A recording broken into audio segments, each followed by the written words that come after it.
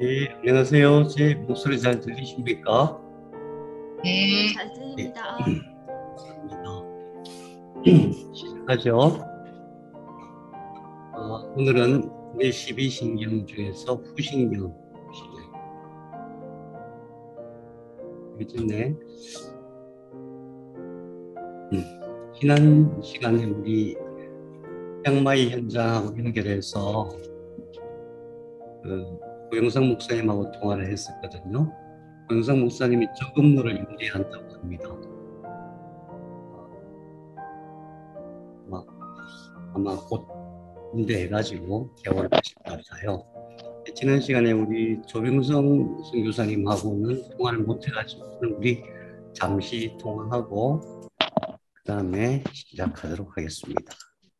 페이스톡을 제가 연결해 볼게요.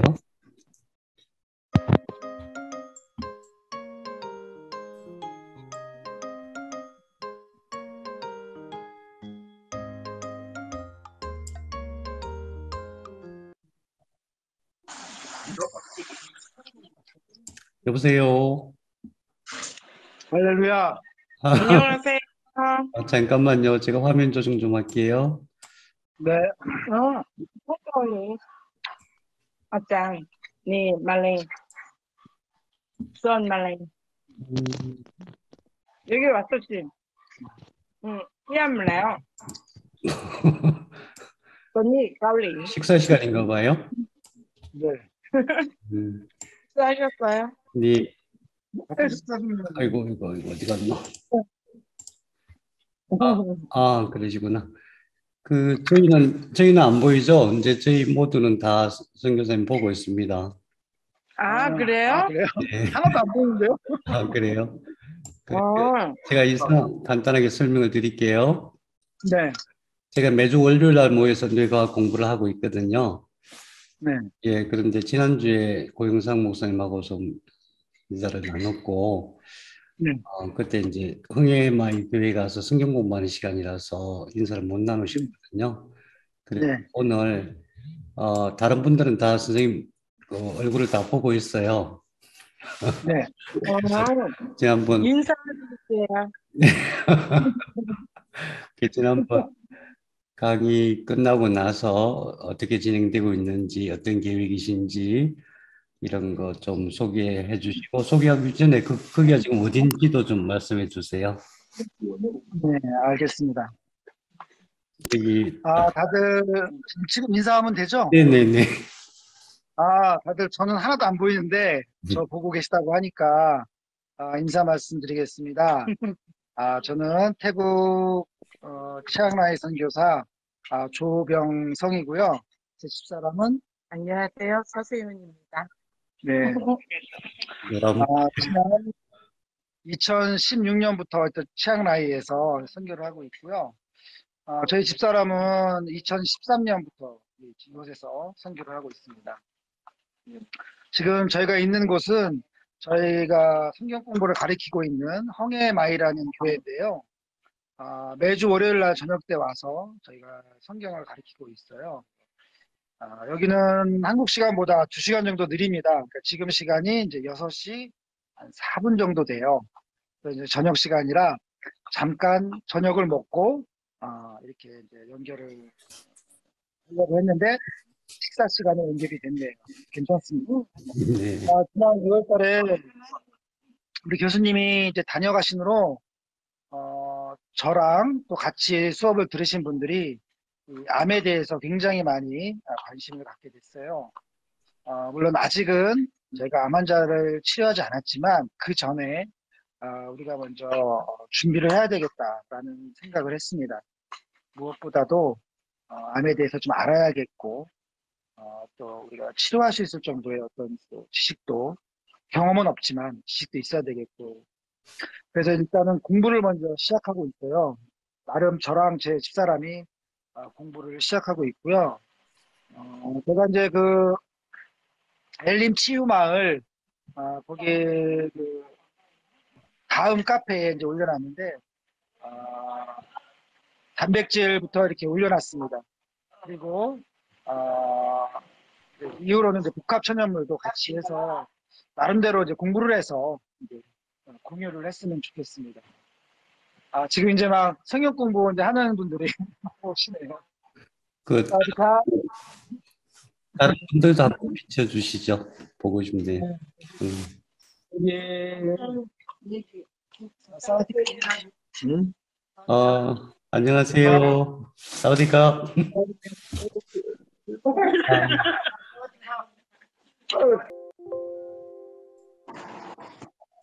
잘 보이세요? 네, 보입니다. 네. 이곳에서 저희가 이제 한 달에 한 번씩 치유도 하고 있고, 이곳에서 성경 공부도 하고 있고 그렇습니다. 향후 우리의 계획으로는 이곳 치앙라이에서 말기 암 전인치유센터를 설립하는 건데요. 물론 앞으로 갈 길이 멀겠지만 한 걸음 한 걸음 가다 보면 어느 순간 하나님께서 잘 인도해 주시리라 믿습니다. 네, 거기 초대해 주셔도 됩니다. 네, 그래서 만약에 어느 정도 받쳐주면 그 전에라도 이렇게 오셔서 같이 좀 은혜도 나눴으면 좋겠습니다. 초대를 할게요. 그래서 아주 우리 교수님한테 들어서 아시겠지만 정말 좋은 곳이에요. 그리고 휴식하기에도 휴양하기에도 또 암 치유하기에도 굉장히 좋은 곳입니다.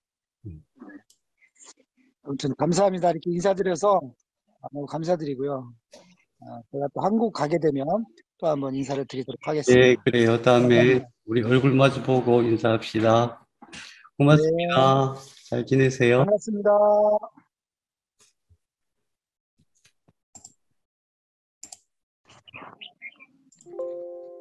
지금 제 컴퓨터가 이제 끄면 되나요? 네네. 감사합니다. 아휴, 제 컴퓨터가 지금 잠깐 오작동을 하고 있어가지고 뭐가 자꾸 떠요. 네. 여기는 치앙마이고 아까 거기는 치앙라이입니다. 그래요. 기도를 부탁합니다. 자, 오늘 우리 12신경 중에서 후신경합니다. 제가 원래는 이거 한꺼번에 1시간에 다 했거든요. 그래서 이제 한꺼번에 1시간 만에 다 하기가 제가 조금 미안해서 이제부터 좀 천천히 자세히 쉽게 하기로 했잖아요. 전에는 막 던져주고 알아서 공부하시라고 이런 식이었는데 제가 치앙라이 강좌 끝나고 좀 반성을 했습니다. 그래서 차근차근 하기로 했어요. 그래서 이렇게 몇 개 나눠서 한꺼번에 하려고 했는데 이 후신경 하나만 해도 시간이 많이 걸려서 그냥 내워라. 시간이 걸리더라도 하나씩 차근차근 하기로 했습니다. 12개의 뇌신경을 해야 되는데 그중에서 오늘 후신경, 1번 후신경을 합니다. 후신경 어디 위치하냐면 여기가 코잖아요. 코에서 이렇게 들어가고 뇌로 직접 들어가요. 다른 것들은 전부 여기서 모이거든요. 여기서. 그래서 이제 이 내부 구조에 대해서 지난번에 우리 공부했던 거 한번 잘 기억해 보시면은 이 중앙에 뭐가 있다 그랬죠? 중앙에 망상체가 가득 있다 그랬죠? 망상체 안에 솔기핵이 있고 그 위에 이게 적핵이 있고 또 흑질이 있고 그래서 세로토닌, 도파민 이런 것들 여기서 만든다 그랬고요. 그 다음에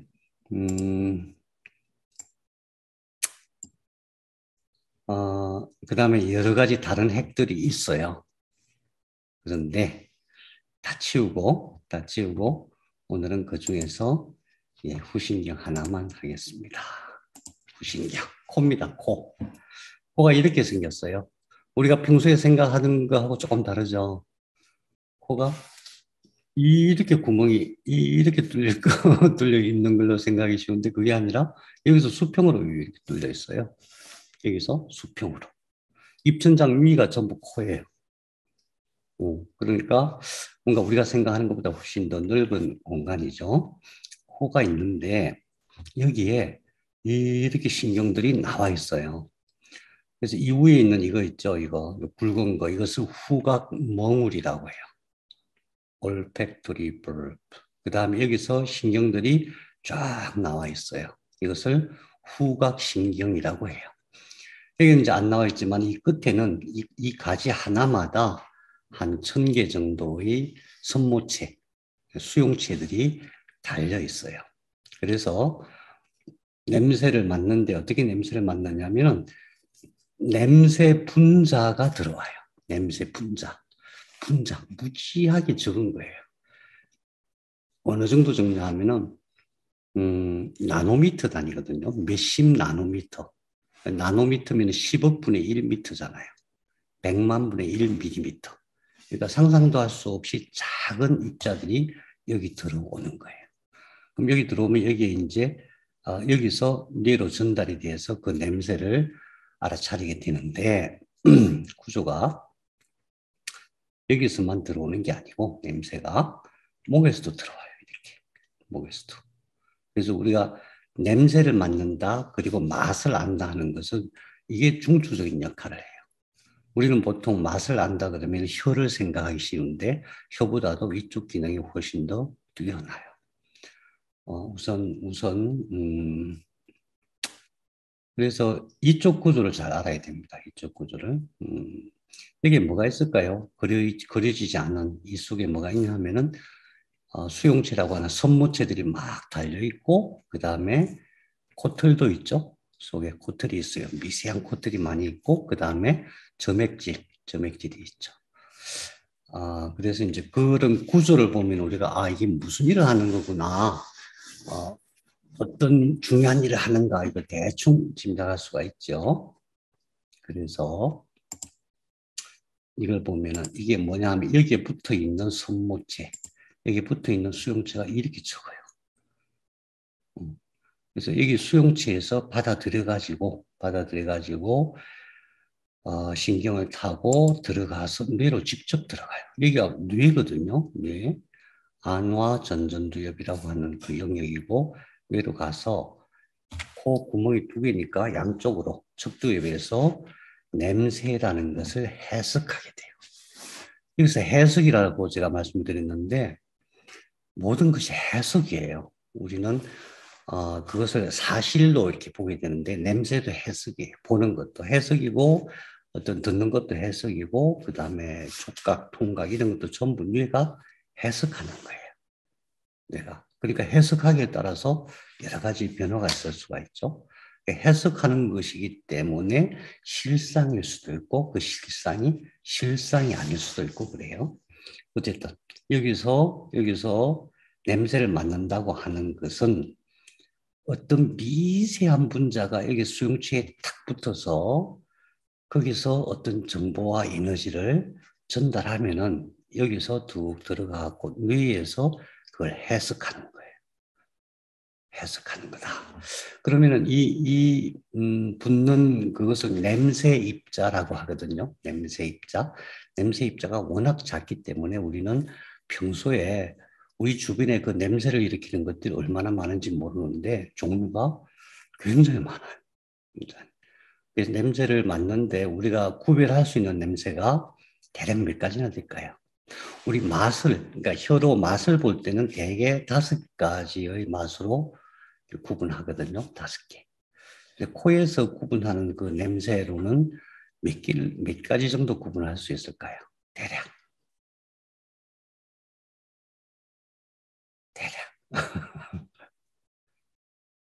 이게 중요해요. 왜 그런가? 우리 몸이 왜 그렇게 되어 있는가? 그것이 어떤 기능을 하는가? 그것이 나라는 존재, 내 몸 전체에 어떤 영향을 미치는가? 몇 가지로 구분하냐면은 약 10,000가지로 구분할 수가 있어요. 신기하죠?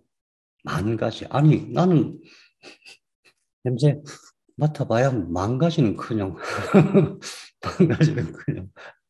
그런데 실제로는 우리가 10,000가지를 구분할 수 있어요. 왜 그럴까요? 왜 우리는 10,000가지나 되는 냄새를 구분해야만 하고 또 구분할 수 있는 능력이 있는가? 실제로는 지금 왜 안 그런가? 왜 안 되는가? 이런 생각이죠. 왜 10,000가지나 구분할 수 있냐 하면은 이 세포의 수가 여기 나와 있는 세포의 수가 그 속에 나와 있는 세포의 수가 1,000,000 개예요. 1,000,000 개. 세포의 수가. 그럼 세포 하나당 수용체가 달려있다 그랬잖아요. 냄새가 들어오면 그 수용체가 탁 받아서 그 정보를 뇌로 전달하는 건데 그 수용체가 세포 하나당 1000개씩 달려 있어요. 1000개씩. 그게 바로 이 모습이에요. 그러니까 1000개 곱하기 1000만 개의 냄새를 한꺼번에 이렇게 맡을 수가 있는데, 그것을 구분하는 세포의 종류가 약 한 350가지 또는 370가지가 돼요. 그래서 그런 이제 교차작용을 해가지고 우리가 10,000개의 냄새를 구분할 수 있다. 그런데 실제로는 왜 그게 잘 안 되느냐? 후각세포는 지금보다도 예전에 우리 조상들은 훨씬 더 발달되어 있는데 이게 자꾸 퇴화하고 있어요. 그러니까 우리가 아주 특별한 사람 아니면 뭐 우리 그런 얘기 하잖아요. 얘는 개코라. 냄새를 너무 잘 맡아. 개코야 뭐 이런. 또 우리는 냄새를 못 맡아도 개나 고양이는 기가 막히게 냄새를 맡잖아요. 제가 아침에 먹고 남은 반찬이 있으면 이제 고양이 쪽으로 이렇게 탁 내려오잖아요. 고양이들이 사방에서 막 달려와요. 아니 못해도 한 30m, 40m 되는 거리에서 이 냄새를 맡는 거예요. 생선 냄새를 맡는 거예요. 대단하죠. 그래서 이 후각은 모든 포유동물, 사람을 포함한 모든 동물에게 굉장히 발달되어 있는데 왜 그럴까? 이 생각을 해야 돼요. 왜 그럴까? 왜 그렇게 예민하게 발달되어 있을까? 왜 그러냐면은 우리는 보통 눈으로 보고 확인하거든요. 눈으로. 근데 눈으로 보기 전에 눈으로 보려면 동작을 해야 되고 돌아봐야 되고 쳐다봐야 되고 그래요. 그런데 눈으로 볼 시간도 없는데 어떤 긴급한 상황이 발생하면 또는 눈으로 볼 수 없는 어떤 위치에서 긴급한 상황이 발생하면 그것을 코로 그 위험을 느끼는 거예요. 만일 예를 들어서 옆에 불이 났다. 그럼 불이 조그맣게 나면 안 보이잖아요. 집 뒤에 불이 났다. 안 보여. 근데 뭔가 타는 냄새가 나는데 이렇게 느끼는 거죠. 저는 이제 숲에 사니까 가끔 산책하면은 가끔은 멧돼지 냄새가 나요. 멧돼지 누린내가 나요. 그러면 멧돼지가 왔다 갔네? 이런 생각을 하는 거죠. 옛날에는 이제 지금보다 훨씬 더 농촌이나 숲속에 사람들이 많이 살았잖아요. 그래서 그게 굉장히 발달되어 있었던 거예요. 냄새를 맡고. 그런데 그것이 주된 목적이 대부분의 우리 몸이 이렇게 어떤 부분이 특별히 발달되어 있을 때는 그 주된 목적이 위험으로부터 우리를 보호하기 위한 거다. 생존 본능 때문에 발달되거든요. 그래서 우리는 어떤 위험에 대한 감지를 사실은 코로 제일 먼저 하게 돼 있다. 그래서 이 긴급하기 때문에 어떤 여러 가지 경로를 거치지 않고 그냥 바로 여기로 후각몽울이 나와 있거든요. 여기서 바로 콱 들어가 뇌로. 뇌로 바로 전달하는 거죠. 긴급하게. 시간이 안 걸려요. 동시에 전달하고 그러면은 뇌에서는 어떻게 하겠어요? 냄새를 딱 맡았으면은 어떤 동작을 하겠죠. 그런 과정을 제가 말씀드리려고 해요. 자, 그래서 냄새가 들어오면은 여기로 들어오죠. 코 구멍, 코 구멍으로 들어오고 그다음 입으로도 들어와요. 들어오면은 여기 10,000,000개의 후각 세포를 통해서 그 정보가 후각몽울로 올라오고 여기서 이렇게 가가지고 하나는 이리 가고 하나는 이리 가고 하나는 이리 가요. 그러면 이것부터 볼게요. 이게 뭐냐 하면은 여기 있네. 척두엽 후각 미각 피질. 여기 보면은 여기를 전두엽이라고 해요. 전두엽. 여기가 두 개니까 여기를 두정엽이라고 하고 여기를 후두엽이라고 해요. 그리고 옆에 있는 여기를 척두엽이라고 해요. 척두엽. 그러니까 무슨 얘기냐 하면은 일단 여기서 들어오면은 척두엽으로 먼저 들어가요. 척두엽으로 가서 그것을 해석하는 거예요. 그건 당연하죠, 그죠? 해석하는 거니까. 근데 거기에 후각만 해석하는 게 아니라 미각도 같이 해석하는 세포가 있어요. 그러니까 우리가 냄새를 맡으면은 그 냄새가 이 속에 있는 옆머리 척두엽으로 가서 거기서 해석을 한다. 그 다음에 아주 희한한 게 있어요. 편도체로 가요. 편도체. 편도체는 뭐냐 하면은 편도체는 이쪽이에요. 이쪽. 여기는 뭐 하는 데냐 하면은 기억을 만드는데요. 기억. 놀랍죠. 기억을 만들어요. 무슨 얘기냐면은 우리가 뭔가를 기억할 때에 소리로도 기억하고 눈으로도 기억하죠. 그죠? 뭔가 책을 볼 때도 눈으로 보고 그다음에 소리를 내서 들으면 더 기억이 잘 된다 그러죠. 근데 어떤 에피소드, 어떤 일화 기억, 어떤 사건에 대한 기억을 할 때 냄새를 같이 기억해요. 냄새를. 그래서 이게 편도체로 가가지고 기억을 만들어요. 기억을. 더 놀라운 것은 여기는 감정을 만드는 영역이에요. 그러니까 기억을 만든다는 얘기는 어떤 사건이 있어요. 어떤 어떤 사실이 있으면 그게 나중에 저장될 때는 이렇게 쪼개져서 저장되거든요. 그 쪼개진 한 단편이 탁 튀어나오면 그 줄거리가 쭉 같이 인출되는 거예요. 같이 나와서 내가 기억을 해낸다 그러죠. 기억을 해낸다는 게 그런 의미거든요.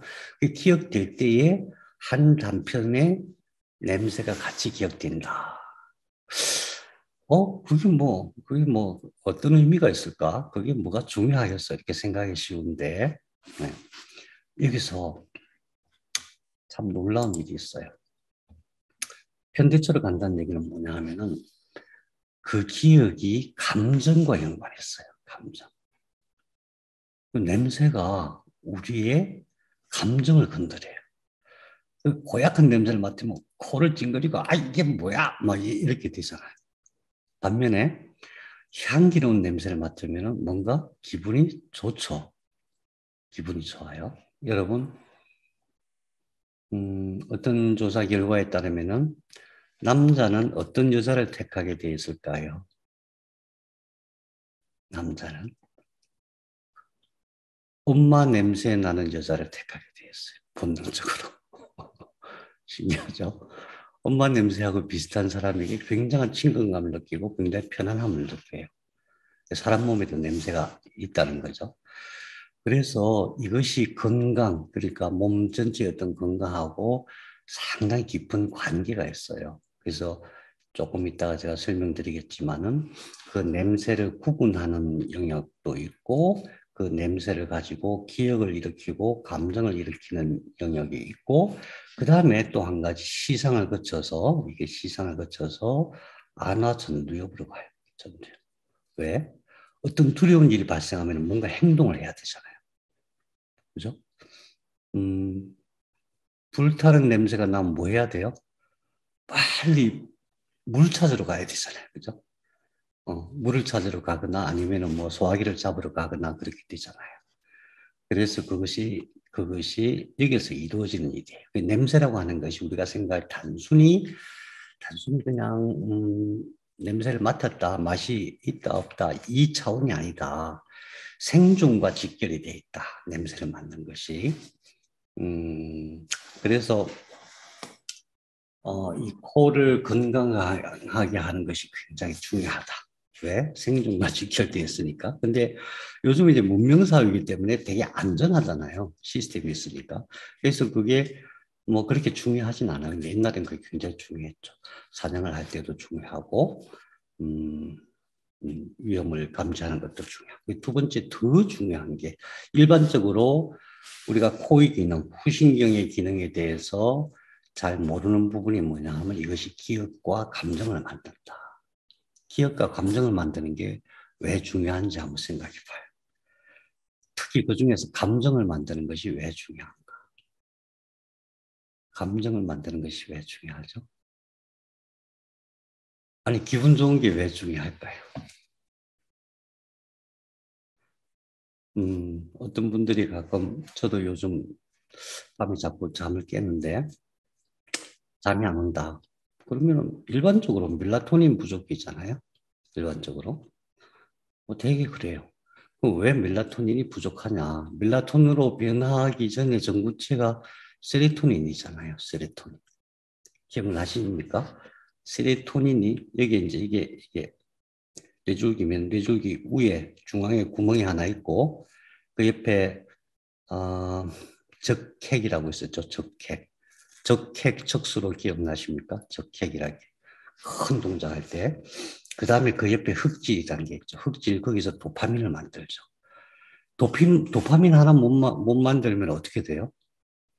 도파민 하나 못 만들면 굉장히 다양한 병이 와요. 그 중에서 제일 심각한 병이 뭐죠?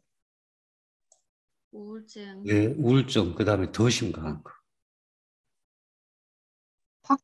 파킨슨, 예, 파킨슨. 지금 파킨슨 팬데믹이라고 해요. 파킨슨 팬데믹.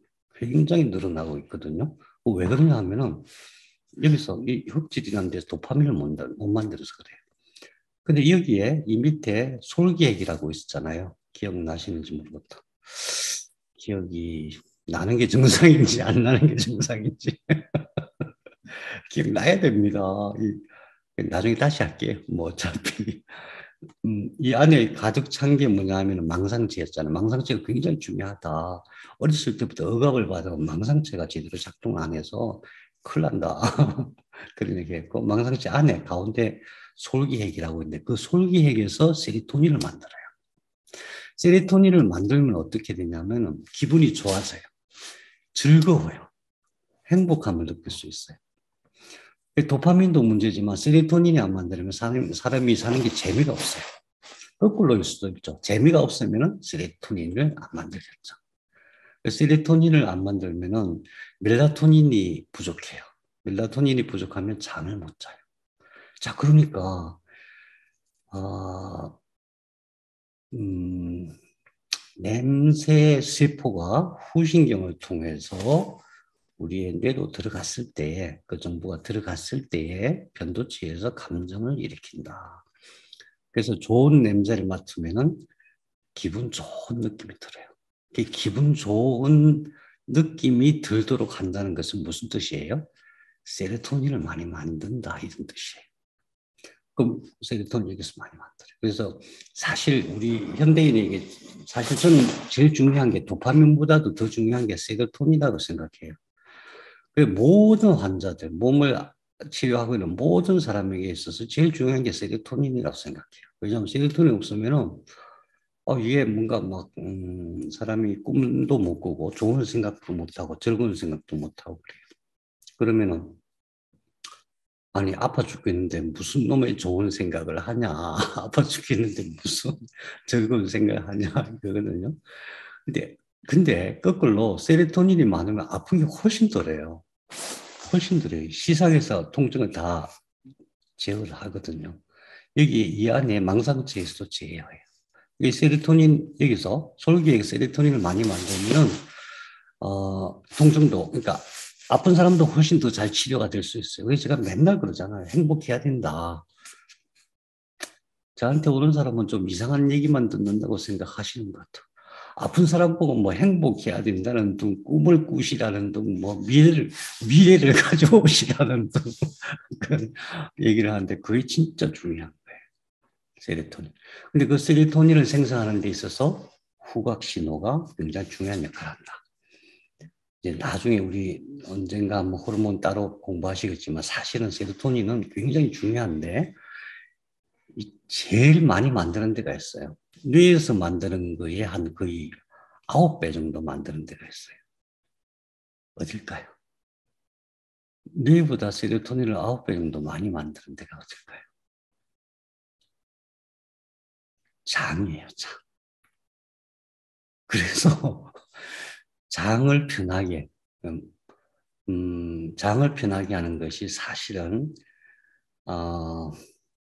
마음을 편하게 하는 거예요. 장을 편안하게 하는 게. 그래서, 좋은 음식을 먹는 거, 맛난 음식 먹는 것도 좋지만은 장을 튼튼하게 하는 것도 굉장히 중요하다. 또 면역세포가 제일 많이 활동하는 데가 또 장이에요. 면역세포가. 면역세포가 면역력이 활성화될 수 있도록 하는데도 장이에요. 그래서 장 미생물을 잘 제어하는 것이 굉장히 중요하다. 장 미생물을 잘 제어하려면 뭘 해야 된다고 그랬죠? 혹시 기억나십니까? 뭐가 좋다 그랬어요? 음식 중에서는?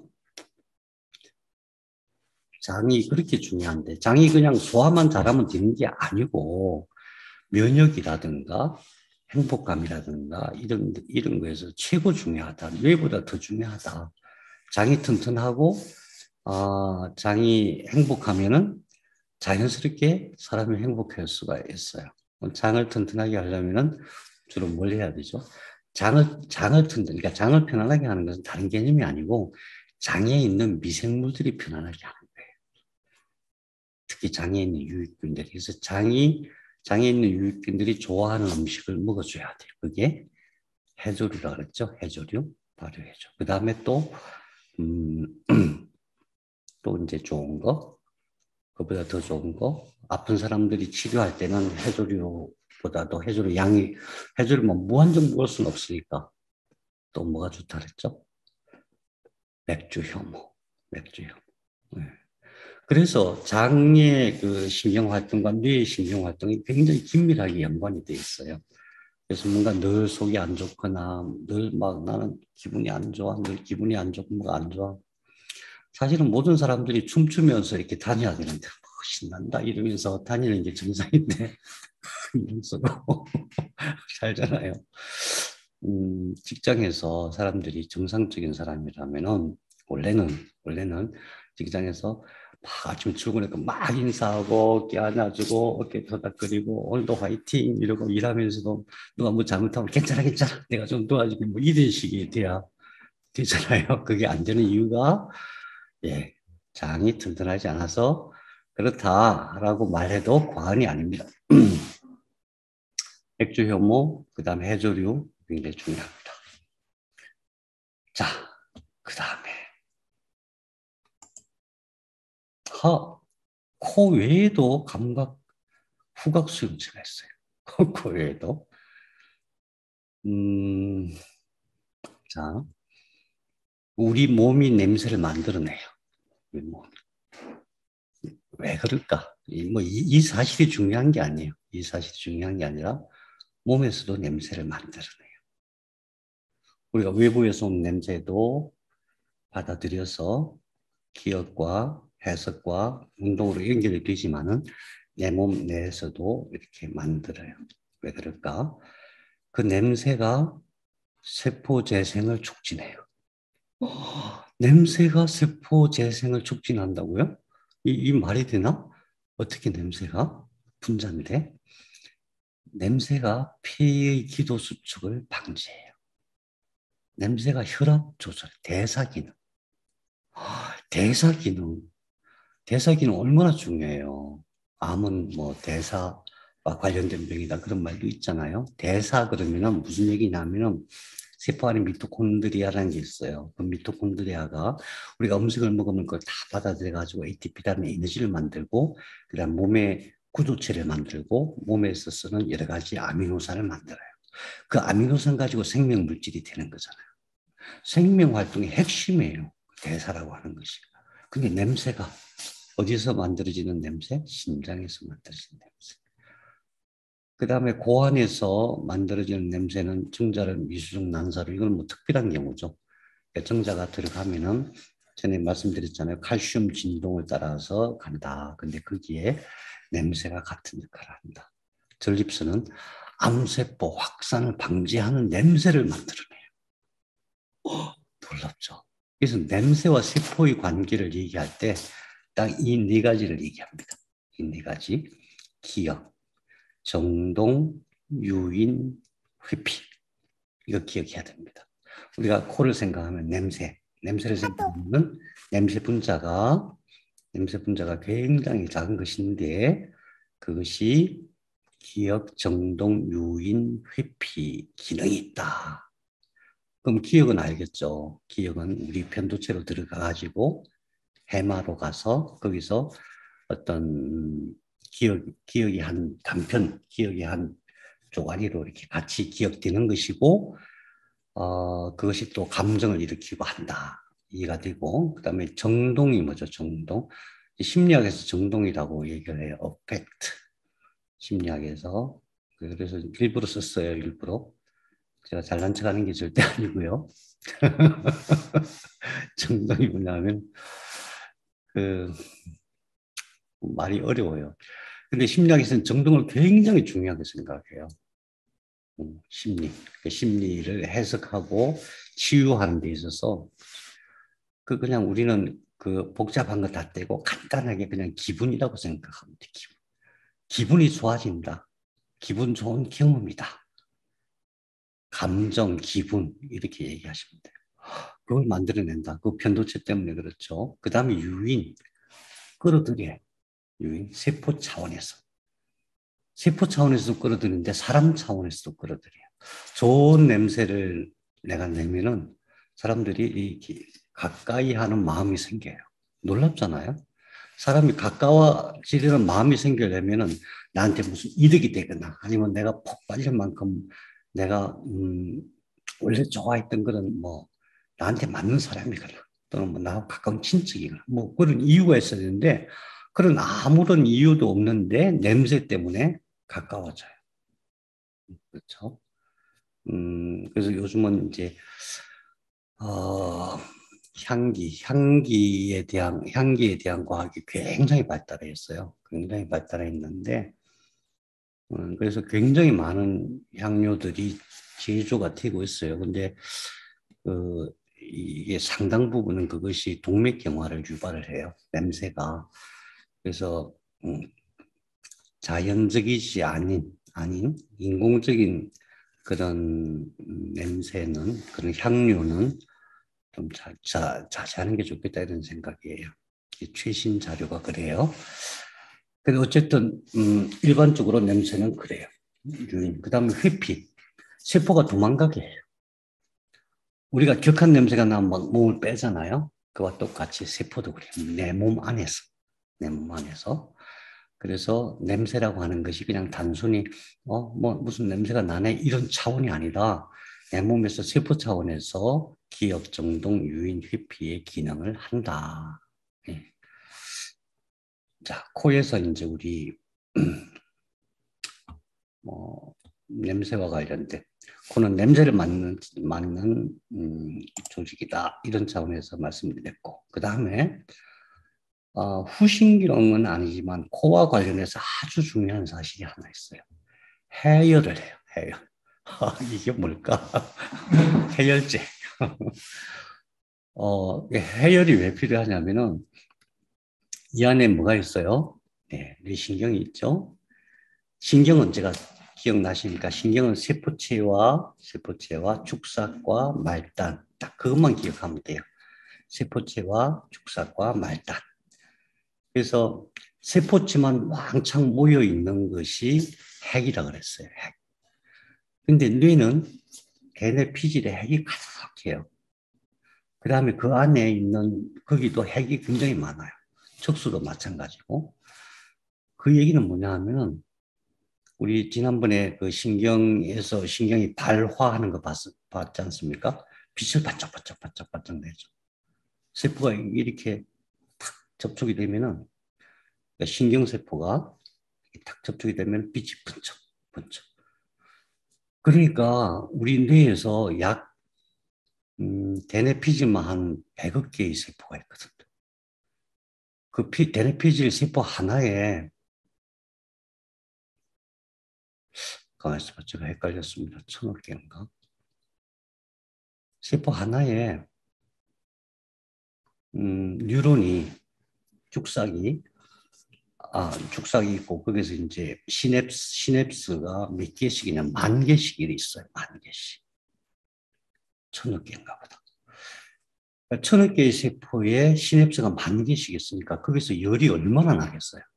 우리 반도체 생각해 보면은 아무리 정교한 반도체라도 제일 어려운 게 그거잖아요. 발열 잡는 열 안 나게 하는 거 그거거든요. 그러니까 신경세포가 엄청 많고 거기서 엄청 많은 시냅스가 일어나고 있는데 거기서 발생하는 열이 그대로 차면 어떻게 되냐면은 뇌가 이거 뇌를 덮고 있는 뼈 있잖아요. 두개골 이게 펑퍼짐해서 이렇게 튀어나와요. 가운데 이렇게 만져보면 이게 일직선으로 선이 하나 있거든요. 그게 이렇게 튀어나와요. 열이 가득 차면. 열이 가득 차면 어떻게 될까요? 또 너무 열이 차면 뇌세포가 죽어요. 그래서 이걸 빼내야 되는데 이게 어디로 빠지냐? 부비동으로 빠져요. 부비동. 부비동. 이게 그러니까 뇌의 라지에타 역할을 해요. 이해가 되시죠? 뇌의 라지에타 역할. 그게 어디로 나오냐? 코로 나오는 거예요. 그 열이 코로. 자, 그러면 뇌에서만 열이 발생하느냐? 그게 아니라 눈에서도 발생해요. 왜? 눈 뒤에 신경이 엄청 있거든요. 눈에서도 열이 발생해요. 그 열이 어디로 나오느냐? 코로 나와요. 코로 나옵니다. 여기 이제 전두동, 사골동, 여기 접경동 이렇게 있는데 여기는 이제 이 3번이 뭐냐면 여기에요. 부비동, 부비동. 거기 있는 모든 동굴들이 라지에타 역할을 해요. 그래서 그쪽으로 열이 나와요. 그러면 어떻게 해야 돼요? 또 한 가지, 뇌, 코, 눈, 귀에서도 열이 만들어져요. 귀, 그죠? 귀에서 어디로 연결되어 있냐면 관이 하나 이렇게 코로 연결되어 있어요. 유스타키오관이라고 하죠. 유스타키오관.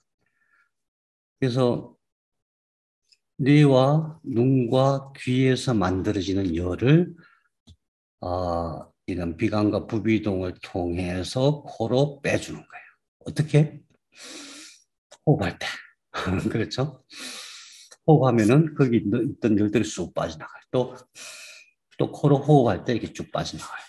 그래서 반드시 호흡은 코로 하라 그러잖아요. 입으로 하면 안 된다. 코로 호흡을 해야 돼. 그러면은 뇌와 눈과 귀에서 열이 빠져나온다. 만일에 비염이 심해가지고 이게 막혔어. 그래 코로 호흡을 잘 못해. 그럼 어떻게 될까요?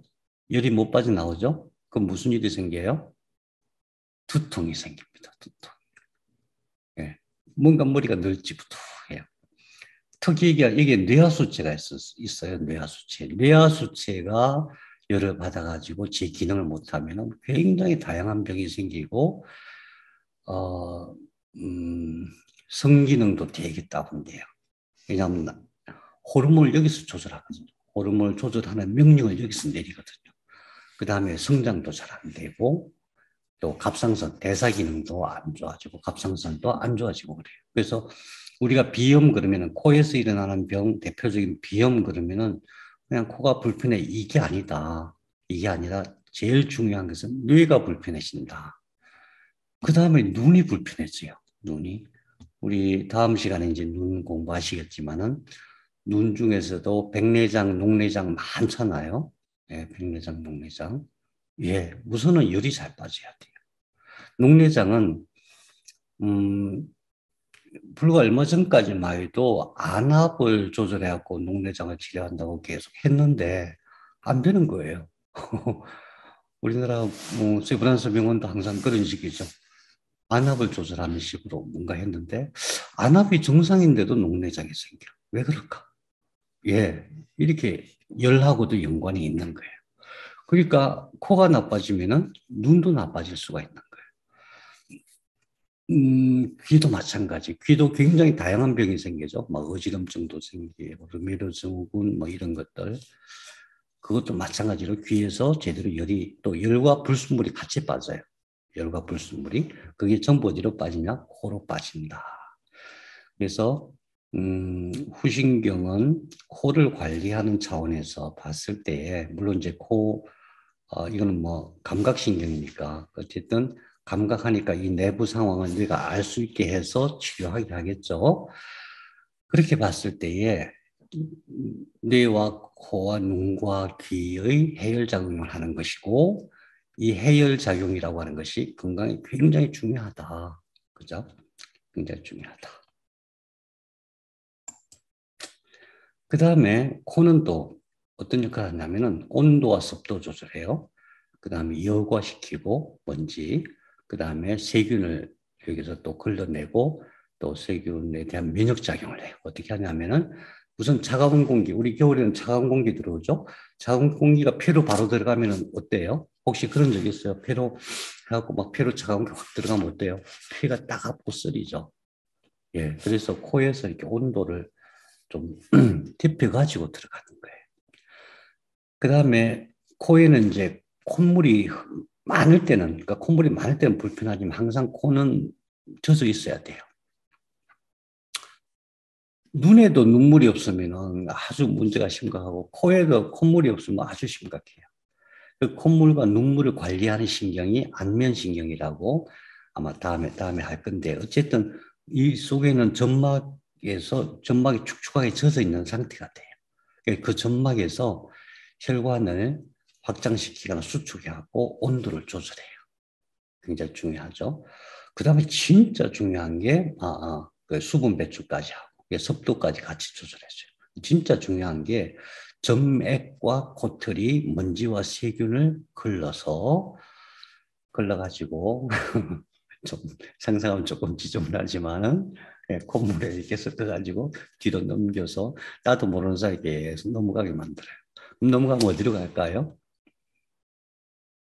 우리가 코를 훌쩍해서 넘기는 게 아니라 평소에 그냥 그 호흡하면서 거기서 먼지나 세균이나 뭐 이런 게 있으면은 점막에서 이렇게 탁 붙잡아가지고 이렇게 쌓이면 넘겨요. 넘기면 위로 가요. 위로가 뭐가 있어요? 위산이 있죠. 그런 식으로. 그 다음에 이게 코털도 참 중요한데 이게 또 어떤 쪽이 뭐냐면 세균하고 바이러스가 들어오면은 여기서 직접 면역 물질을 만들어요. 우리 감기 걸리면 콧물 엄청 나오죠. 여기서 엄청 점액질도 많이 만들고 해요. 그게 무슨 의미냐면은 균이 들어오면은 여기서 처리하지 못하면 큰일 나요, 사실은. 처음에 감기가 걸리든 뭐 또는 코로나가 걸리든 간에 여기서 처음에 시작돼요. 여기서 방어작용이 일어나고 얘네들이 워낙 강하거나 새로운 것이거나 또는 양이 너무 많으면은 얘네들이 넘어가요. 그럼 어떻게 돼요? 목이 아프죠. 목에도 면역 시스템이 되게 잘 되어 있어요. 그래서 목까지도 괜찮아요, 사실은. 근데 더 중요한 것은 우리가 감기 걸리거나 또는 바이러스 관련된 거, 특히 코로나 이런 거 걸렸을 때는 여기서 처리한다 이렇게 생각해야 돼요. 여기서. 어떻게 해서든 여기서 처리해야지. 이게 넘어가는 순간부터 엄청 어려워져요. 힘들어져요. 통증도 되게 심하고 그래요. 근데 여기까지는 괜찮은데 이게 폐로 가면 진짜 어려워져요. 폐는 진짜 위험해요. 그래서 코라고 하는 것은 어떻게 보면 최전선인데 면역 현장의 최전선인데 웬만하면은 코에서 해결해야 된다. 어떻게 해결하면 될까? 어떻게 해요? 네. 그래서 어떻게 해결하면 될까?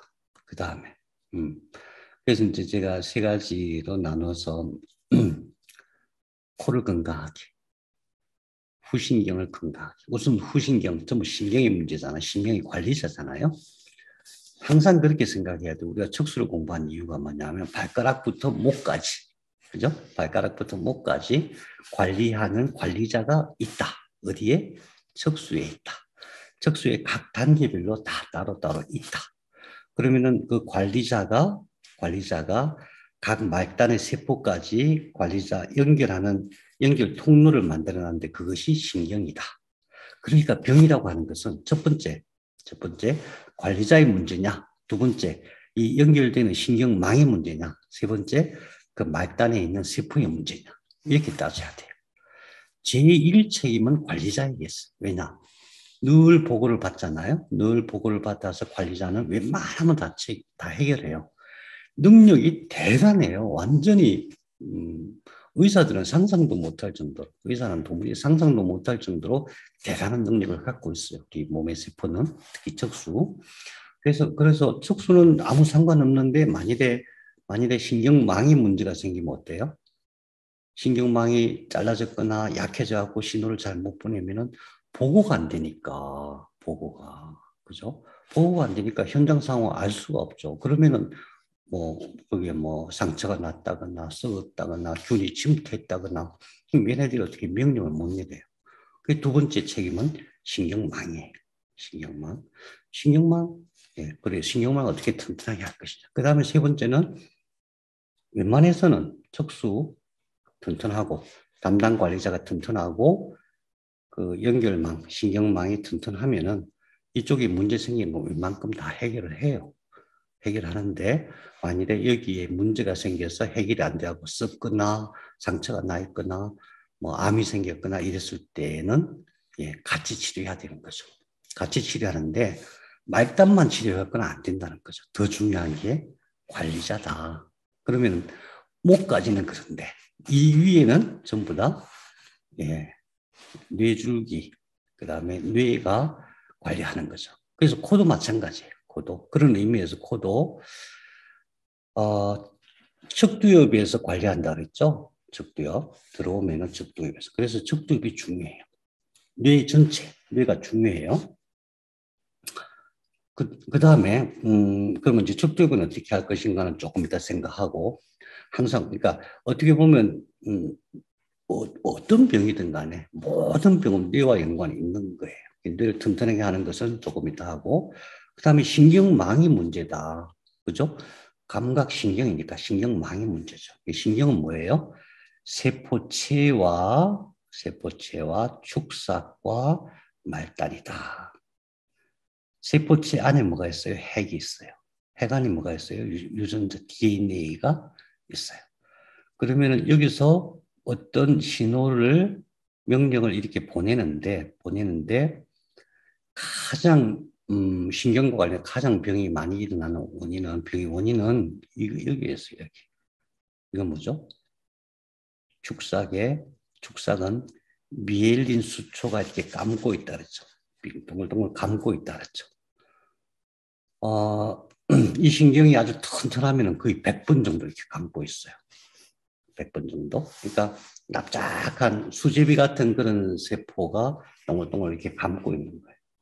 근데 그 세포가 주로 뭐로 돼 있다 그랬어요? 주로 지방. 그래서 우리는 지방을 미워하면 절대 안 돼요. 현대인들은 정말 이상해. 세포막도 전부 지방, 세포 안에 있는 모든 소기관도 전부 지방, 그 다음에 미엘린 수초도 전부 지방으로 돼 있단 말이에요. 그래서 이게 뻗어지거나 이게 말린 게 적거나 그랬을 때에 문제가 제일 많이 생겨요. 신경세포체 자체가 문제가 생기는 경우는 그렇게 많지가 않아요. 그건 중환병이죠. 그래서 신경세포가 하는 게 뭐예요? 우선 전기를 일으켜야죠. 전기를 일으켜서 이게 전달하잖아요. 전기를 일으키는 분자가 뭐라 그랬죠? 나트륨. 나트륨이 제일 중요하고 나트륨과 염소인데 나트륨만 기억하세요. 나트륨이 어디 들어있어요? 소금. 그렇죠. NaCl. 그래서 소금이 굉장히 중요해요. 특히나 몸이 아주 안 좋은 상태에서는 반드시 소금을 먹어야 됩니다. 반드시. 저염식 또는 뭐 소금 때문에 신장이 망가진다 그런 얘기 많이 들어보셨죠. 왜 그러냐면은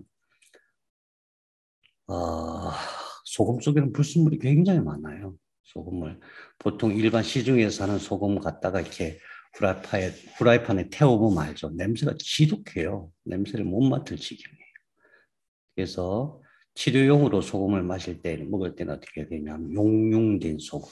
그러니까 소금을 거의 1000도 가까이에서 이렇게 녹여가지고 거의 기화되기 직전 상태. 그래서 불순물을 완전히 빼낸 그런 소금을 먹는 게 중요하다. 왜? 그래야만 신경이 잘 작동한다. 소금이 없으면 신경에서 전기가 안 오니까 작동을 안 해줘. 신경은 전기로 작동하는 거예요. 전기를 누가 만드냐? 나트륨이 만든다. 그 다음에 두 번째, 신경은 어떻게 작동하냐면 여기에 이제 이렇게 여기서 이 신경세포 하나에 약 10,000개 정도의 그 시냅스가 연결되어 있다 그랬잖아요. 그 사실 시냅스가 시냅스가 만나서 연결되는 거예요. 시냅스가 만나서 뭔가를 전달하는 그림이 이거예요. 시냅스 안에서 뭐 주머니에다 뭘 가득 넣어갖고 그걸 전달하는 거예요. 그게 신경이 작동하는 방식이에요. 신경이 작동하려면 두 가지, 나트륨이 필요하고 전기가 필요하고 그 다음에 이 소포체들이 시냅스 할 수 있도록, 전달할 수 있도록 해야 되는데, 이 전달하는 걸 누가 하느냐? 이 전달하는 걸 누가 한다 그랬어요? 예, 기억 안 나시면 정상이에요. 기억나시면 기억 안 나신다고 서로 하실 이유가 없어요. 칼슘. 아, 예. 누가 말씀하셨습니까? 상을 드려야 되는데. 칼슘입니다, 칼슘. 칼슘이, 근데, 칼슘이 너무 중요해요. 신경에서는 칼슘이 너무 중요해요. 특히 암 치료할 때는 칼슘이 엄청 중요해요. 왜냐하면 미토콘드리아 암세포를 죽일 때 결국 맨 마지막에 칼슘이 작동을 해줘야 돼요. 암세포의 미토콘드리아를 석회화시켜버리거든요. 근데 이 칼슘이 참 문제가, 만약에 세포에서 지정된 경로로 이렇게 활동하지 않으면 이게 문제를 일으켜요. 석회화라는 얘기 들어보셨죠? 석회화라는 게 칼슘이 쌓인 거예요. CaCO3, 탄산칼슘. 석회가 그거거든요. 석회화라고 하는 것이 칼슘이 쌓인 거예요. 어떤 사람 뼈에 뭐 이렇게 툭 튀어나왔다든가, 뭐 뼈에 뼈가 석회화가 돼가지고 뭐 50견이 걸렸다든가, 또 가슴에 석회화가 돼 있다든가, 이런 얘기 많이 들어보셨을 거예요. 그 전부 칼슘입니다. 칼슘이 제대로 작동을 안 하면 그런 현상을 일으켜요. 칼슘이 뭔가 이렇게 딱 만나면 그냥 석회화가 돼버리거든요. 근데 세포는 칼슘을 굉장히 정교하게 관리를 해요. 그래서 이온화된 칼슘을 먹어야 된다. 신경이 잘 작동하는 데는 반드시 이온화된 물로 된 칼슘이 있어요. 그냥 칼슘 보충제, 이거는 백해무익해요. 백해무익해요. 요즘 와서 약사님들도 그런 얘기 해요. 그냥 칼슘 보충제는 백해무익하다. 그래서 칼슘이 이 작용을 하게 한다. 그 다음에 뇌와 신경세포를 건강하게 하는데 또 한 가지 중요한 게 있어요. 이게 뭐냐면은, 이게 빨간 거, 보라색, 오각형 보이죠? 이게 바이러스예요. 바이러스가 신경을 갉아먹어요. 바이러스가. 어느 때 그런가? 주로. 여러 가지 경우가 있을 수 있어요. 그런데 최근에 연구 결과 보면은 잠을 못 잘 때 그래요. 잠을 못 잘 때. 또 어느 때 그러냐면은 바이러스가 주로 어디 살아요? 박테리아 속에 있어요. 박테리아 속에. 박테리아가 반란을 일으킬 때도 그래요. 그래서 장에서 박테리아가 자기가 먹을 영양분이 없을 때도 이런 현상이 일어나요. 그래서 잠을 그냥 뭐 하루 이틀 잠 못 잔다 이건 괜찮아요. 근데 지속적으로 오랜 기간, 장기간 잠을 못 잔다 그러면은 굉장히 중요한 문제. 왜 신경을 막 바이러스 갉아먹어요. 신경을. 그래서 잠을 잘 자려면은 아까 말씀드렸죠. 어떻게 해야 돼요? 멜라토닌이 있어야 되는데 멜라토닌은 세로토닌이 멜라토닌이 되는 거다. 그럼 세로토닌은 언제 만들어지느냐? 기분 좋을 때 만들어진다. 즐거울 때 만들어진다. 하루 종일 찡그리고 사는 사람들은 참으로 불행한 거예요. 어떻게 해서든지 그 상황을 벗어나야 됩니다. 특히 어떤 중환병이 걸렸다 그러면 제일 먼저 해야 될 게 자기 환경을 바꿔가지고 와 좋다, 와 너무 좋다. 아니 지금 아파 죽겠는데 그 중병인데 무슨 와 좋다가 어떻게 되냐 그러는데 생각해봐요. 생각하기 나름이거든요. 우리가 때 최소한 예를 들면은 우리나라 같이 병원 시스템이 잘 돼 있는 데가 없잖아요, 사실. 그죠? 일종은 병원에 가면은 마치 막 신기한 옛날에 시골 소년이 도시에 나와서 빌딩에서 막 구경하듯이 병원에 가고 의사 만나는 건 둘째치고 지하 내려가면 쇼핑도 하고 식당도 보고 막 돌아다니면서 병원 시설 막 구경하면서 이야, 멋있다, 신기하다. 그 마음먹기 나름이에요. 병원 갈 때 막 고개 찡그리고 막 후다닥 그럴 필요가 없어요. 그냥 느긋하게. 그래서 병이 기쁠 때는 뭘 해야 되냐면 자기 환경을 바꿔야 돼요. 찡그릴 수 있는, 내가 늘 막 기분 나빠하고 얼굴 찡그릴 수 있는 그런 상황을 확 바꿔서 뭔가 좋은 느낌. 그러니까 내가 스스로 좋은 느낌을 갖는 방법도 우선 중요하죠. 막 자주 노래 부르고 자주 춤도 추고 또 좋은 생각하고 재밌는 생각하고 또 예를 들어서 유튜브를 보더라도 긍정적인 거 보고 책을 보더라도 긍정적인 거 해답 내가 갖고 있는 의문에 대해서 해답을 주는 그런 거 하고 그렇게 해서 해야 되는데 다만 내가 아닌 다른 사람들한테도 그걸 얘기를 해줘야 됩니다. 내가 지금 암 치료하고 있거든. 그러니까 나한테 화를 내지 마. 알았지? 나한테 부정적인 얘기 하지 마. 알았지? 웬만하면 나한테 하루에 한 번씩 유머를 던져줘. 뭐 이런 식으로. 그렇게 해서 자기 환경을 만들어 살아야 됩니다. 걱정거리가 있으면 걱정거리 일단 다 지켜놓고 그러면은 삶이 굉장히 편해지기도 해요. 근데 그것이 그냥 단순히 삶이 편해지기 위한 그런 이유가 아니라 세로토닌이 잘 나오고 그 다음에 바이러스가 내 신경을 먹지 못하도록 하고 그 다음에 내 몸에 있는 향기 물질들이 더 많이 잘 생기게 하고 또 혈액순환이 잘 되게 하고 뇌신경이 활성화되고 그런 이유 때문에 그래요. 그래서 제가 늘 그런 얘기 하거든요. 아픈 사람은. 그냥 좋다 이거 억지로 안 되는 거예요. 그렇게 해서 안 돼. 어떻게 해야 되냐면 내가 꿈을 꿔야 돼. 내가 막 이렇게 하면 얼마나 좋을까. 응? 그게 막 좋아 죽겠어. 이런 정도로 돼야 되지. 그냥 마음 편하다. 그거 갖고는 안 됩니다. 훨씬 그보다 더 강력하게 행복해져야 됩니다. 강력하게 행복해져야 됩니다. 그래서 우선 신경 문제다. 모든 것 신경 문제다. 그래서 코와 관련된 신경은 특히 이 세포체들이 모여있는 이 세포체들이 모여있는 데는 원래는 세 군데죠. 하나는 척두엽, 미각중추, 그 다음에 편도체, 이 속에 있는 감정과 기억을 하는 편도체, 그 다음에 이제 전두엽 밑에 있는 안화 전두엽, 이 속에 있어요. 이 속에. 그 세 군데인데 후신경을 주로 관리하는 게 척두엽이에요.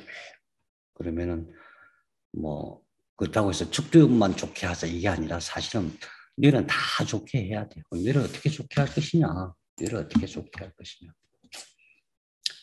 뇌를 어떻게 좋게 할 것이냐? 크게 두 가지 봅니다. 하나는 신경능 줄기세포가 내 몸을 만들었다. 이걸 늘 기억해야 됩니다.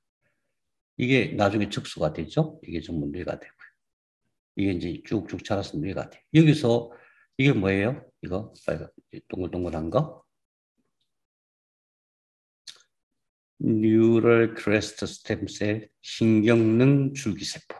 이건 절대 잊어먹으면 안 된다 그랬죠. 신경능 줄기세포. 신경능 줄기세포가 나와가지고 온갖 장부와 손과 팔, 뼈, 근육 다 만든 거예요. 어떻게? 삼배엽이 있었잖아. 삼배엽에서 맨 바깥에 있는 외배엽이 뭐가 됐어요? 척수와 뇌가 되고 옆에 있는 것들이 쭉 둘러싸고 피부가 된 거예요. 거기에 있던 세포 한 덩어리가 밑으로 쭉 내려와서 심장이 된 거예요. 심장이 될 때 거기서 장부 쪽하고 같이 폐가 된 거예요. 나머지 장부는 어디서 들어온 거예요? 소화기. 삼배엽이 있으면 위에 양막 공간이 있고 밑에 난황 공간이 있었죠. 난황 공간이 이렇게 밀려 들어가가지고 그게 소화기가 된 거잖아요. 소화기. 그런 삼배엽에 있는 각 세포들한테 누가 신호를 보내냐. 얘네들이 가서 신호를 보내서 너 이렇게 분화돼, 너 이렇게 분화돼, 이번에 이렇게 모양은 이렇게 만들어, 크기는 이렇게 만들어. 그래가지고 몸이 된 거잖아요. 간도 그렇고. 모든 몸은 그렇게 된 거예요. 그래서 신경능 줄기세포가 제일 중요해요. 그러면은 이 신경은 지금 우리가 태어나서 어른이 됐어. 그러면 신경능 줄기세포가 있어요. 그것이 나와서 고쳐야 되는 거예요. 그것이 나와서. 왜? 처음부터 얘가 몸을 만들었잖아요. 그 수리도 얘네들이 하는 거예요. 그럼 이 신경능 줄기세포가 그러니까 지금 코와 관련된 그렇지만 모든 장기가 다 동일해요. 눈은 눈대로. 그럼 그 신경능 줄기세포가 어디 있냐? 뇌 속에는. 뇌 속에 어디 있냐면은 예, 뇌실에서 만들어져요. 뇌실. 뇌실. 나중에 이제 우리 아주 자세히 공부할 거예요. 뇌실. 측뇌실이 있고 제3뇌실이 있고 제4뇌실이 있어요. 뇌실. 그 안에는 물이 가득 들어있어요. 그 뇌측수액이라고 해요. 이 안에서 신경능 줄기세포, 이게 원래 내 몸을 만들던 이것들이 여기서 계속 배양되고 있어요. 그것이 나와가지고 이제 후각몽울은 여기 있거든요. 여기 후각몽울이 문제가 있거나 후각세포가 문제가 있으면은 이것들이 이렇게 옮겨가가지고 지가 찾아가요. 호밍이라 그래요. 호밍. 자기가 찾아가는 것을 호밍. 찾아가가지고 손상된 세포를 고치기도 하고 대체해서 자기가 세포가 되기도 하고 그래요. 근데 이제 후각신경은 수명이 2달밖에 안 돼요. 그러니까 2달 되니까 없어지고 또 새로 만들어지고 없어지고 새로 만들어지고 그렇게 되는 거죠. 여기서 척도에 대해서 관리를 하는 거고. 그래서 여기서 신경능 줄기세포가 잘 만들어지게 해야 돼. 이것은 모든 몸 치료에서 마찬가지예요. 코뿐만이 아니고 녹내장 요즘 많이들 얘기들이 들려와요. 녹내장도 이거예요. 여기서 출발해야 돼요. 왜? 녹내장은 시신경이 상한 거잖아요. 시신경이 상하거나 황반에 있는 신경들이 상한 거예요. 그래서 그게 안 보이게 되는 거예요. 그럼 그 신경을 어떻게 살려내야 돼요? 예, 이것들이 신경능 줄기세포가 이게 가가지고 대체하거나 살려내야 되겠죠. 잘 안 되잖아요. 거의 안 되잖아요. 네. 자, 그 다음에 두 번째는 뭐냐 하면은,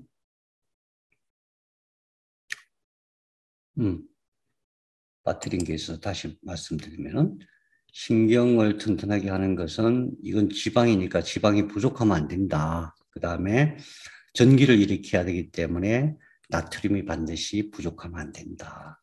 그 다음에 신경의 역할을 제대로 하려면은 이 소포체들을 잘 전달해야 되는데 그러려면은 칼슘이 필요하다. 그 다음에 신경능 줄기세포가 잘 생성되게 하려면은 어떻게 해야 되는가? 전기적인 에너지가 들어가야 돼요. 전기적인 에너지. 왜죠? 세포 속에는 전기적인 에너지 외에는 작동하는 게 없어요. 우주에서 존재하는 힘을 4가지 얘기하거든요. 하나는 뭐예요? 중력, 다음에 강력, 양력, 전자기력이에요. 중력은 큰 행성 단위로 이렇게 서로 영향을 미치는 거죠. 물론 뭐 우리가 중력 때문에 지구에서 안 떨어지고 이렇게 있으니까 중력의 영향이 세포 차원에서 없다고 할 수는 없는데 너무 미약하니까 그건 빼고, 그 다음에 강력과 양력이라고 하는 것은 세포 핵 내부, 그러니까 원자 핵 내부에서만 이렇게 작용하는 힘이에요. 그럼 나머지 하나는 뭐 남았어요? 전자기력이에요. 전자기력만 세포 내부에서 작용을 하는 거예요. 그래서 이걸 활성화시키는 것도 결국 전자기력, 전기적인 방법으로 할 수밖에 없는 거예요. 다른 방법이 없어요. 그 다음에 또 한 가지는 여기서 뇌측수액이 만들어지고 그 안에서 신경능 줄기세포가 배양이 되는데 그거와 별도로 이게 뇌측수액이 뇌 전체를 감싸고 돌아요. 순환해요. 순환해갖고 척수도 끝까지 가서 순환을 해요. 척수와 소뇌와 뇌 전체를 순환하는 게 뇌측수액이에요. 이 뇌측수액이 만일에 제대로 순환이 안 되면 첫째로는 뇌에서 발생하는 여러 가지 불순물이 못 빠져나와요. 그러면은 뭔가 덩어리들이 생기겠죠. 그 다음에 뇌측수액이 제대로 순환이 안 되면은 혈액순환도 잘 안 돼요. 이게 혈액하고 같이 연동돼서 작동해요. 그 다음에 뇌측수액이 잘 작동이 안 되면은 순환이 안 되면은 뇌세포가 손상됐을 때 잘 복구가 안 돼요. 뇌세포도 영원히 사는 게 아니거든요. 손상되거나 수명이 다하면 새로 복구가 돼야 되는데 그게 안 돼요. 뇌척수액이 만일에 부족하거나 순환이 안 되면은 뇌는 굉장히 다양한 문제가 생겨요. 뇌척수액을 순환시켜야 돼요. 예전부터 뇌척수액 순환이 엄청 중요하다 그래가지고 이제 나온 치료법이 크레니오세크를, 그러니까 뇌 두개 천골요법이라고 들어보셨어요? 두개골 천골, 두개골과 천골 사이에서 뇌척수액이 순환하니까 뇌척수액이 잘 순환되도록 하는 그런 요법이 있어요. 손으로 이렇게 주물르는 방식이거든요.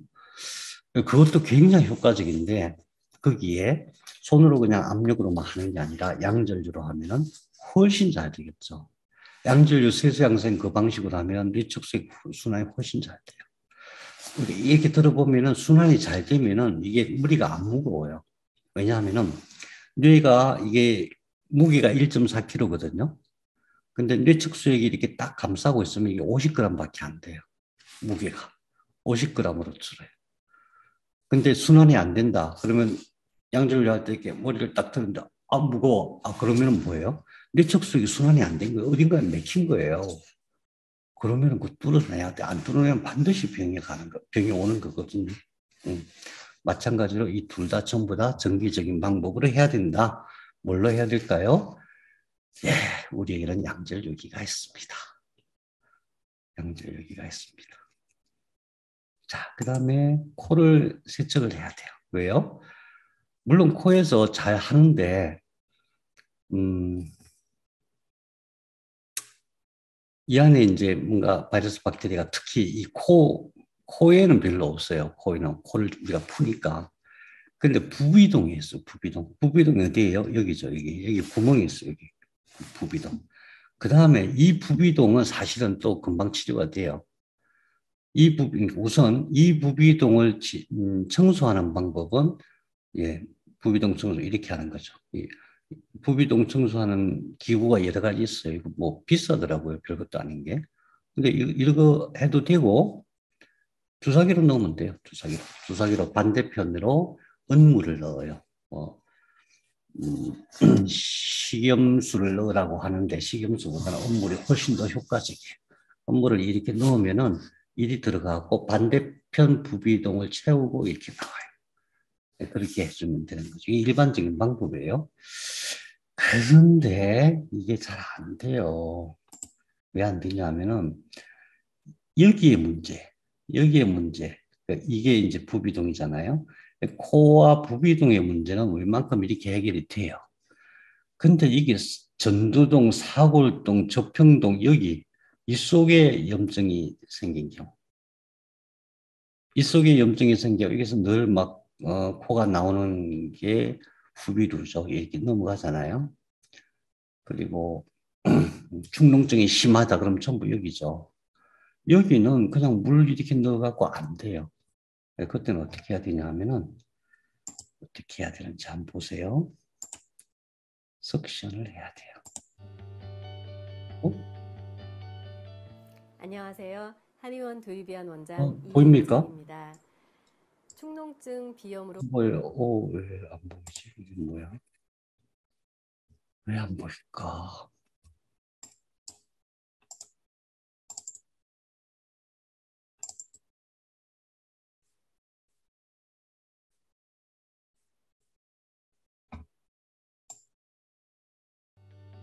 네, 보입니까?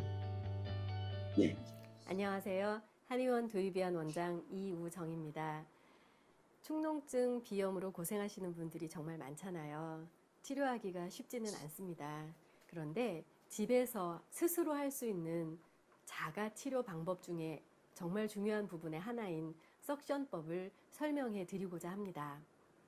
두이비안 메소드의 중요한 부분인데요. 이 부분은 집에서도 스스로 할 수 있는 방법이기에 알아두셨으면 좋겠습니다.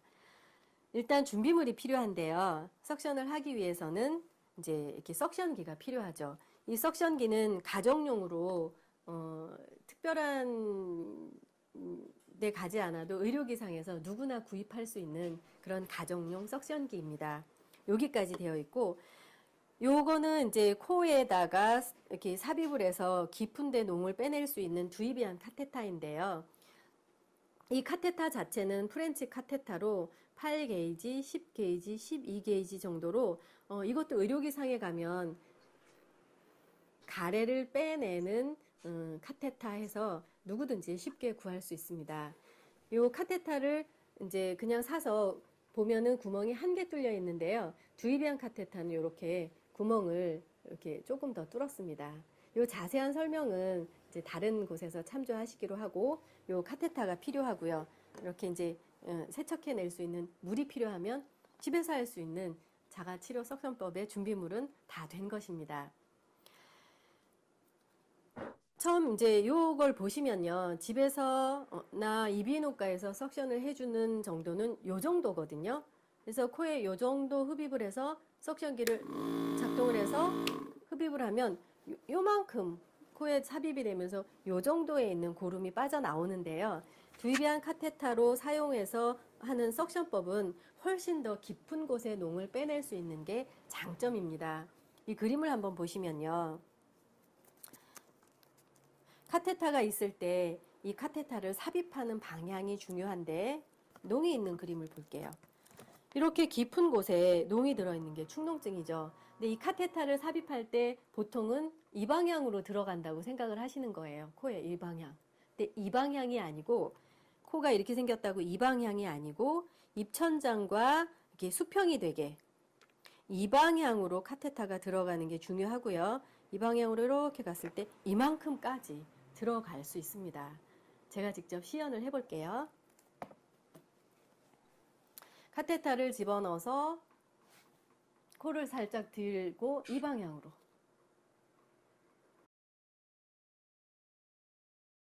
이 정도까지 들이밀어도 아무런 불편함은 없습니다.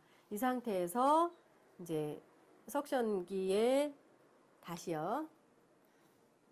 여기 연결해서 이 방향으로 코에 이렇게 삽입을 하고 석션기를 작동시켜 볼게요. 이렇게 하면 아무것도 나오지 않아요. 그런데 이제 코를 막겠습니다. 코를 막아도 아무것도 나오지 않아요. 어떻게 해야 되냐면 이 관을 삽입을 해서 코를 막은 상태에서 꿀꺽 하고 침을 삼켜줘야 공기 구멍이 열려 있는 게 코만이 아니고 코 뒤에 목구멍이 있는 곳이 열려 있잖아요. 침을 꿀꺽 삼키면 목젖이 뒤로 닫히면서 그 공간이 밀폐된 공간이 되거든요. 그래야 이 석션기를 사용해서 이 밀폐된 공간 안에 공기를 잡아 빼면서, 이 안에 농이 없다 그러면 공기가 잡아 빼지면서 여기가 쪼이는 걸 느낄 거고요. 이 안에 농이 들어있다 그러면 이 카테타를 통해서 그 농이 빠져나오게 되는 거죠. 이것이 두이비안에서 가장 중요한 부분을 차지하고 있는 두이비안 석션법입니다. 처음에는 어렵더라도 구석구석 이렇게 좀 자리를 이동하면서는 고름을 빼낼 수 있게 되는데요. 한번 도전해 보시면 좋은 성과를 얻는다는 것을 확인할 수 있으실 겁니다. 네. 이비인후과 의사 선생님이 저분이 해남인가 남해인가 거기 계시다. 요즘은 서울에 계신다고 그런 것 같아요. 오래된 영상인데 굉장히 저는 되게 많이 도움이 됐고, 실제로 처음 해보면 잘 안 나와요, 처음에는.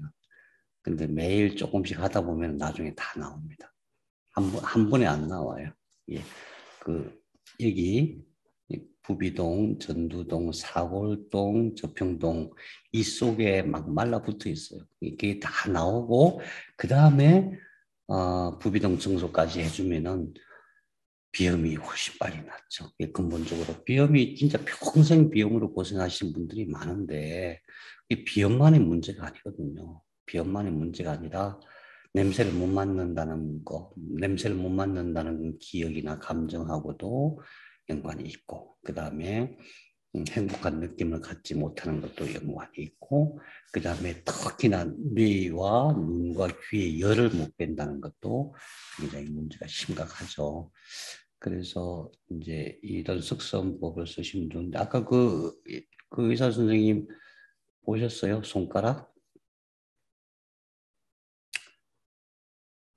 봉숭아 이렇게 꼭 하신 거? 봉숭아 꽃물 이 손톱에 다 드렸다. 예, 오늘 내용 이 정도로 하고요. 코가 의외로 이렇게 간단한 게 아니다, 굉장히 중요하다 이런 거 좀 잘 기억하셨으면 좋겠고, 이제 그 다음에 내일은 이제 눈 하실 텐데 눈은 사실은 굉장히 내용이 많아요. 꼭 필요한 것만 어렵지 않게 재밌게 하겠습니다. 혹시 뭐 질문 있으시면 말씀해 주세요.